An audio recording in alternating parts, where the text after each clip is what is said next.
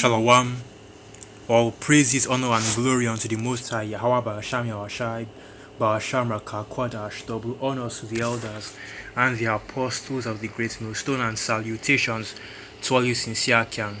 And this is your brother Abawan back again with another video through the spirit and power of Yahweh Ba'asham Yahushai, Ba'asham Rakakwadash. All praises and glory is due, especially in these times, right? And this is vocab in his usual form, man. Vocab Malone in his usual form, right? Being intellectually dishonest and not understanding the meaning of words. So the title of this video will be, what is a simile? Or it is a simile, right? Because vocab is here, and this is why, and this is the Apostle Taha's video is talking about texture and the color, right? Because vocab being the devil that he is, when Revelation 1 verse 14 is read to him, right? And it's a very simple precept, easy to understand, that okay, this precept is clearly showing that our Lord Yahushua was a dark-skinned man with white woolly hair, right? But vocab being the devil that he is being intellectually dishonest, okay?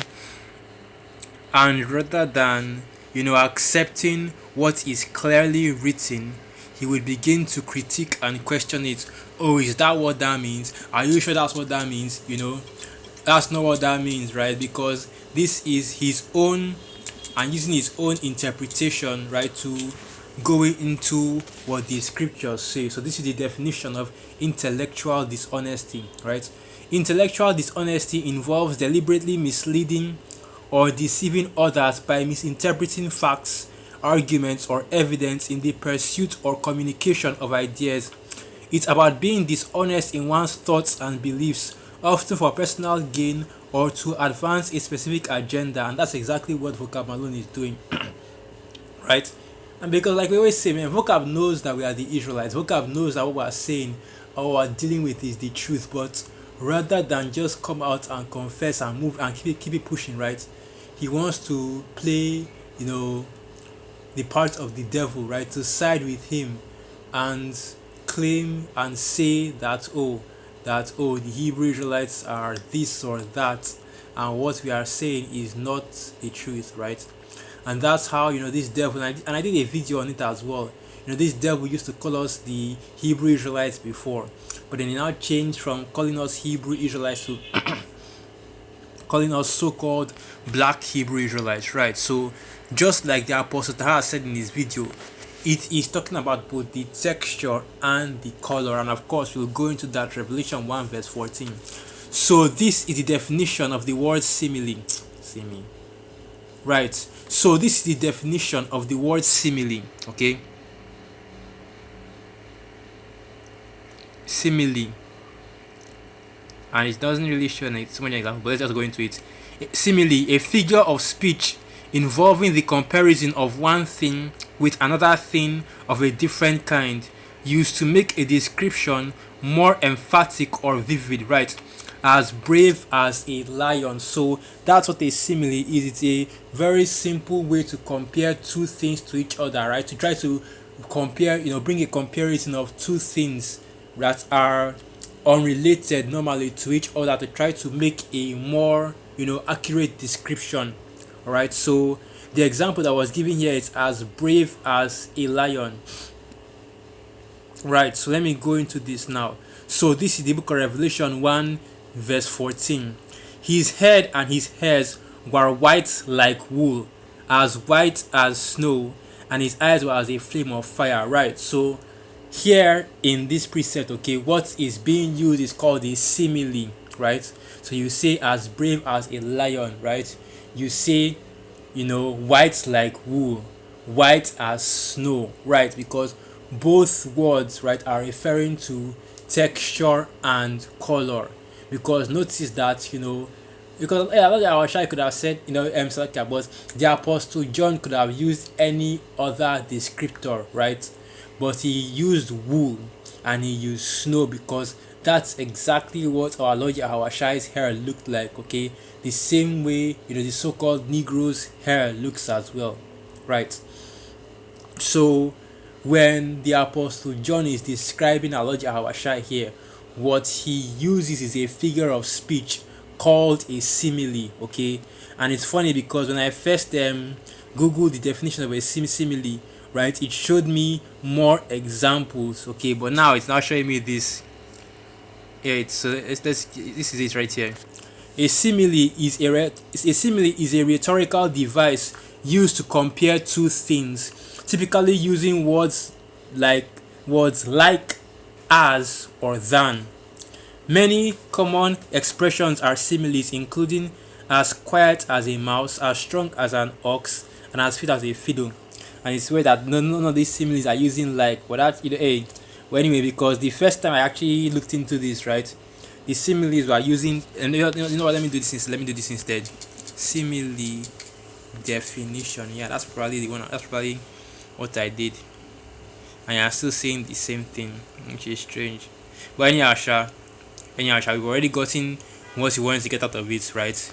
Basically, the idea is that it compares two things together, and it's a primary characteristic of the simile is that it uses words like and as. So when you go into, right, Revelation 1 verse 14, normally these wacky Christians will say, oh well, it's talking about the color and not the texture, right?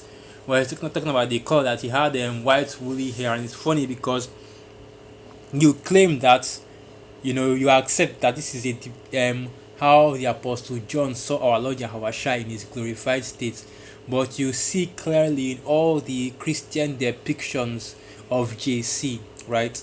He does not have woolly hair. It's the same old blonde-haired, blue-eyed Cesare Borgia Serapis Christus clone. Okay, so now this is another definition of a simile.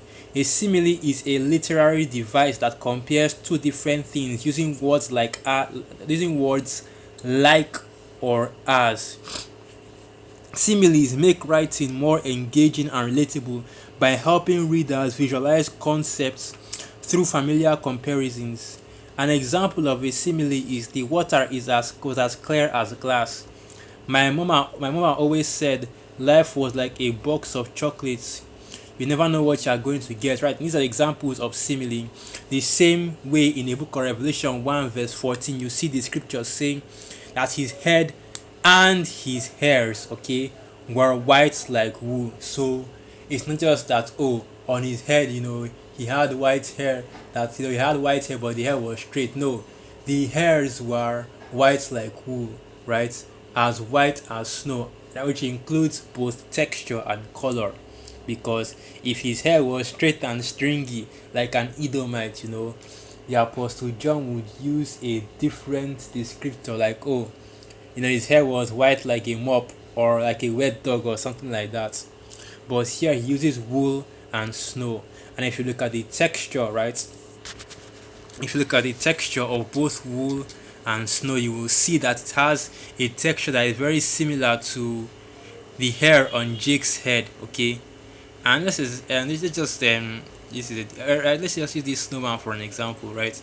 You will see that the texture is similar to the kind of texture that you have on Jake's head. So let me see. Let's do this instead. Snowy hair. And of course, you always see Edomites, in that description of snowy hair. So let's see. And it will be usually hair just covered in, or no, let's do this instead. Snow textured hair. And let's see what comes up. And it's still the same thing, right? Edomite looking people with snow in their hair, right? Because the places where snow usually falls are where Edomites live. So let's look at woolly textured hair.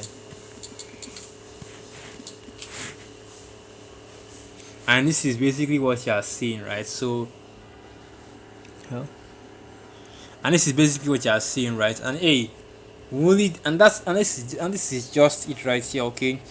From both the texture and the color, right? Our Lord Yahweh had woolly textured and woolly colored hair, snow textured and snow colored hair, and even the Apostle Tahar also showed you that even back during um the transatlantic slave days, antebellum slavery, right? Even the up to the Jim Crow period, that jakes that had um gray hairs or white hair, are usually called snowball, right? Because of the snow textured and snow colored hair that they had. And now this is woolly colored or woolly textured hair, right? But it's not wool colored hair. So let's keep going into that. So let's do this instead. Snowball. And let's see if we'll get Jake's head on this. Okay, so not seeing anything like Jake. So let's try another thing, right? But we've already gotten but Apostle Taha, if you watch his video, right, he has already gone through the definition of the word snowball and how it was used, right?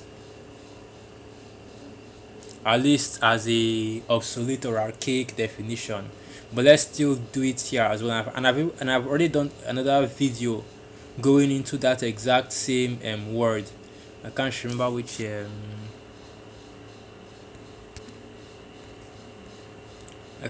which dictionary I used to get that.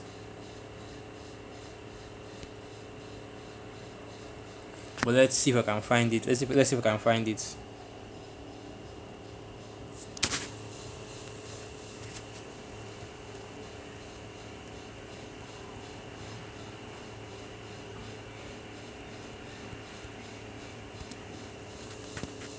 So let's see if we can. Let's just do this instead. Snowball slur.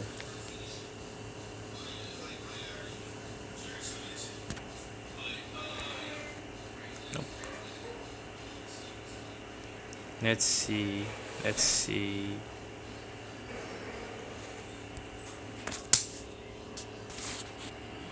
Let's see if we can find it.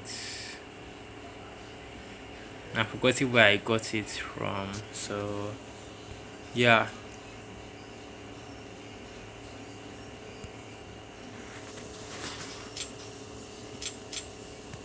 I forgot where I found it, but let me see if I can look for it again.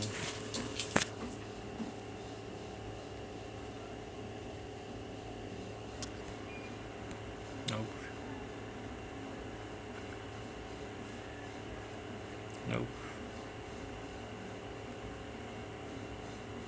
Nope. Let's see. Let's see.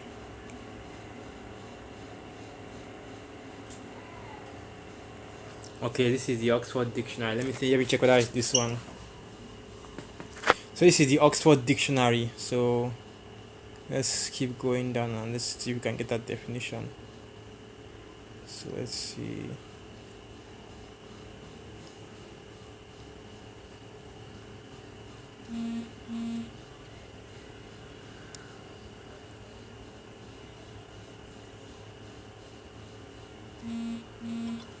Here it is, snowball definition 3.a, and from the oxforddictionary.com. I guess I'll be using this one from now on. Derogatory and offensive, an insulting name or term of abuse for a black person. Right, so basically, this goes back to Esau, man, using the term snowball as a slur for an older Jake. Okay, so now let's read the book of Revelation, the first chapter, right, from the 13th verse on down. All right, or maybe from the from the 13th verse on down. So this is the book of Revelation 1 verse 13. And in the midst of the seven candlesticks, one like unto the Son of Man, clothed with a garment down to the foot, and get about the paps with a golden girdle. Right, so basically his garment went all the way to his feet, so you will not be able to see any other part of his body except for his legs, right, his hands and his head. So let's keep going. Now Revelation 1 verse 14, his head and his hairs were white like wool, as white as snow, and his eyes were as a flame of fire, and his feet like unto fine brass, as if they burned in a furnace, and his voice as the sound of many waters. Right, so this is describing our Lord Yahweh's appearance in his glorified state, and just like we always say in this truth, starting from the elder apostles on down, that our Lord Yahweh is a so-called black man, okay, a so-called dark-skinned man, really just an Israelite. And this description that is being given here is the description of a so-called black man. In other words, a man of Judah and a man of the southern kingdom, right? And this also proves that the so-called Negroes, Latinos, and Native American Indians really are the Israelites according to the scriptures, right? And this is, like I said, a simile, okay? Which, of course, if and it's funny that because English isn't my first language, I'm also English of myself, you know. Actually, so yeah, even self. But since we are being forced to speak English as this whole international language thing, right? And even I understand figures of speech, and when the apostle John the Revelator was using these similes here in order to describe the texture and color of our Lord Yahweh Shai's hair, I was instantly able to pick it up, right? But you have so many of these hell Edomites and Jake that don't want to receive this. But at the end of the day, this understanding is really only for the elect, right? So with that, I'll end the video right there. Once again, all praises, honor, and glory unto the Most High Yahweh Ba'asham Yawashai Ba'asham Rakakwadash Wa Abad Babal Shalawam. And through the Spirit, I hope you are calm and you are quite edified. Shalawam.